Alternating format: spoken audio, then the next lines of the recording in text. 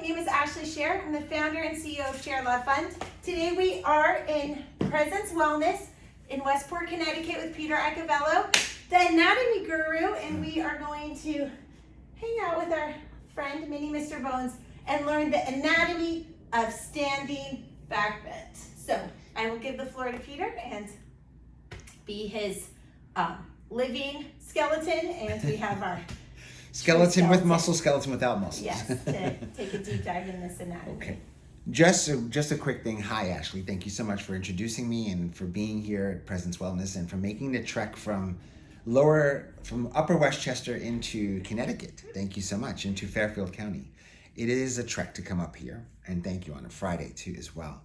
So you need muscles to move your bones.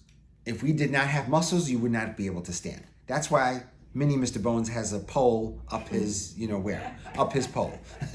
He's a little rigid. Yeah, he's a little rigid there. So that's the reason why we need that. So from here, Ashley, we're just going to ask you to come to the middle of the mat and then take a turn to your right this time.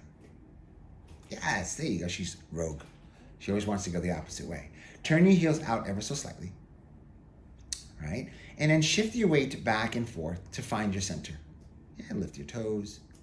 It's a good way to ground yourself into the earth. And then with this pose called Anuvittasana or standing back bend, you'll see this a lot in Bikram yoga. So there's a few different styles of doing this. We're going to do it two different ways with the anatomy. So from here, Ashley, begin to shift your weight into the balls of your feet. And then inhale the arms out and overhead, out to the sides and overhead. And then extend up through the crown of the head, reaching up with the shoulders. Lean into the balls of your feet as you press your hips forward. Press your hips forward.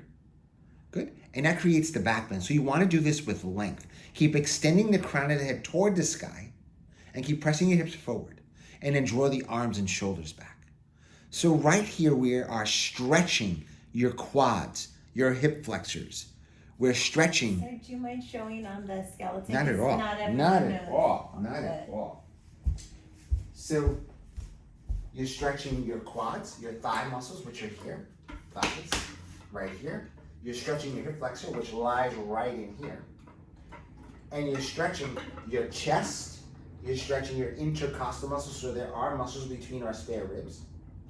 And from here, you're stretching your biceps and your lat muscles as well. You are strengthening your shoulder blades, rhomboids. You're strengthening your traps, strengthening your erectors, the muscles that go up and down the spine, strengthening your glutes and hamstrings as well. And what's going on with the calves? You're contracting the calves to stabilize you. And then now from here, Ashley, I'll ask you to draw your hands alongside you first, and then come to a nice straight spine.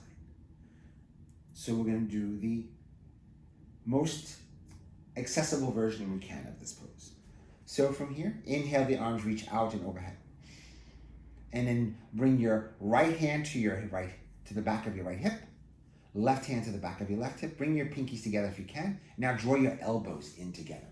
Elbows together as far as the body allows. And then from here, so this is what I'm asking Ashley to do, just so you can see. Asking her to bring her elbows together and her hands onto her hips. Now, she's going to use her hands to press her hips forward. She's going to lean into the balls of her feet, and that's going to create the back bend. And then from here, she's going to press her hips forward towards me as if I had a rope on her hips, pressing towards me. And then draw her elbows in to support that spine a bit more. So what's going on here now?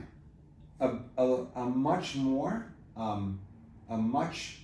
bigger stretch in the front side of the body. Thighs, hip flexors, thighs, hip flexor, intercostal muscles, chest is open, shoulders are open, and strengthening the rhomboids, upper back, erectors, glutes, and hamstrings. Take 3 breaths here, Ashley. Keep pressing into the balls of the feet, keep pressing your hips forward. You got this. Inhale. On your exhale, hands come to hips first, and then chin to chest. And then you come out this nice and slow. Hands to heart center, mountain pose, namaste. Namaste. Namaste. That was amazing. Thank you so much.